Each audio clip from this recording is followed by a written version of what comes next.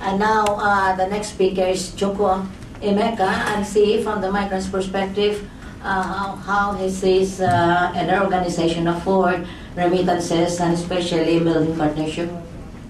Okay, well, thank you very much, Leila, and thank you to Doris. I'm not sure whether I'm a migrant anymore, maybe a diaspora. Yeah, define, indeed. Well, a lot has been said, and all very wise, and of course when you have the last presentation, you have the risk of boring everybody with repeating things. Worst of all, you go after Pedro and you have, he always does these very attractive presentations with colors and things, and I don't really like sitting on a panel with him. But never mind. I'll try, and I really just want to touch on things that perhaps haven't been touched on rather than go through the whole presentation. And therefore, I don't think I'll say much about Afford. I think I want to talk a little bit about going back to the questions of development and perhaps really focusing on the question of innovation and how we actually facilitate this innovation that we've talked about, and maybe a couple of concluding points, all within 10 minutes. So as I said, there will be a website and I'm sure there'll be a presentation. Afford is fantastic, it's amazing, all of that stuff, as you can imagine. But let's look at development. And I have a feeling that we have to be a little bit careful. I know we've just discovered migrants, diaspora, remittances, and it's all wonderful, and they're now going to solve all the development problems. But it's important not to be too diaspora-centric, I think, in our discussions. The underlying challenges that actually produce most of us as migrants are the really key issues that we need to focus on. And we also need to ask what kind of development we want. I think that certainly from the African perspective, the kind of development that we've had in the last few years has been, well, it's done everything but produce development. Africa is poorer today than it was 20, 30 years ago. There are more people in poverty, there are more people looking for jobs. But what we do know is that we are not, I don't subscribe to this view that comes sometimes from these sort of discussions that as migrants, diaspora, the best thing is for all of us to become development activists. I'm not, there are some people who want to be philanthropists or development specialists, and that's legitimate. The majority of us are not going to go down that road. So what's more important is how do we get developmental impact from what it is we do. It's a very different thing.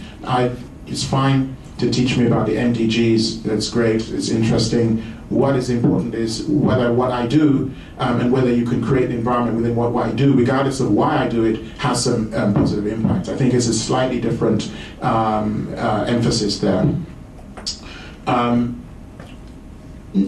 really, underlying all of this has to be that we fix the problems that cause most of us to migrate. And if you want to go to development, what people are really recognizing now is the importance of the state in development. And already this becomes a problem for many migrants because many migrants don't really like their states very much, and that's one of the reasons why they left. So even when you're talking about a campaign to increase aid, as Ted was saying earlier on, for instance, and getting migrants involved, where a lot of migrants are very skeptical about their government's willingness or ability to use aid. So this is one of the issues that we should explore. Hopefully we'll look at that in the next panel discussion. But if you go to your home countries and you look around the ministries of whichever, be it trade, commerce, education, you'll probably end up being very worried. The issue of capacity at the government level is a huge challenge, and that is really the obstacle to development in our most countries, and that's something that we, if we're interested in development, need to think about. I mean, we've now got to the point where the first development goal of halving poverty is now linked to productive jobs and productive and decent jobs. That was only done in October 2007. And so, but if you had asked your relatives and people back home, communities, I mean, they would have told you that jobs are very important. So it's just for us to be a little bit careful about where the knowledge about development comes from. It comes from what is development is about the aspirations that we have for the future that we're trying to build. There are some technical things that we can learn. But I just want to put on the agenda the issue of full employment, because we're talking about, and I'm glad it's come up here a lot, the issue of jobs. But what is critical is, what vision do we have? The Economic Commission for Africa is talking about we need to create 8 to 10 million new jobs a year, every year. So it just sets into context the kind of challenge that we have when we're talking about full employment in, say, sub-Saharan Africa. So to me the question is, what can we do to create and sustain these jobs? That's the fundamental question. I don't want to say too much about this, but just maybe picking up on the role of the diaspora, and again trying to take a collective, holistic view. This is why we talk about the 4 C's of diaspora capital. So the intellectual, the know-how, the skills that we've built up, our financial resources, which we've talked about, certainly in terms of remittances, and somebody earlier on talked about our role as consumers. If you look at the plantains, the yams, and all the other, we can't get rice anymore, but used to be rice as well, all these different products that we could get from our home countries. This is all part of our role in terms of the resources.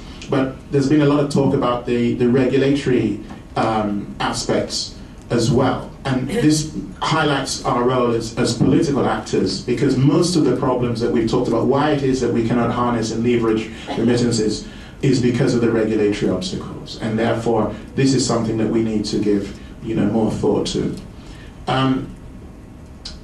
So if a framework that we use is really to put entrepreneurs at the heart of what we do, and to use diaspora finance, diaspora skills, and political capital to really enhance and support entrepreneurs to create and sustain jobs. I mean, that's the fundamental framework.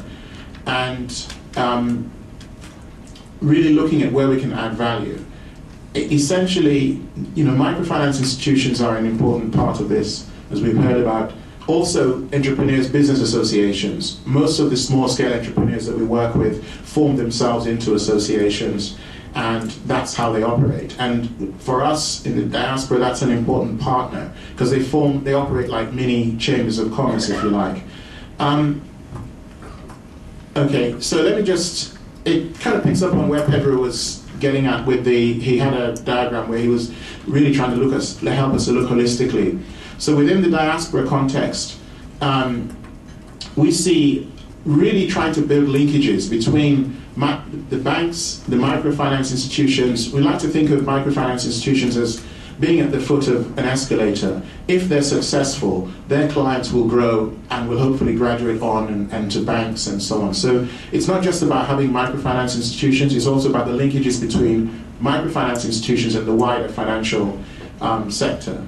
But multinational corporations, for example, in their supply chain linkages, their value chain linkages, there are a lot of opportunities for small and medium-sized enterprises. And this is something that we can also engage in. Training and education, how we get the skills. Vince was talking about financial literacy. We need, and this is what we do in Sierra Leone, we work with the local university to develop the courses to train local business business coaches, for example. So the real point is really to take more of a systems view. We tend to look at very individual projects. What we need to do, I think, is to move towards how the whole thing hangs together, how we get the whole system working. I think the key point here is that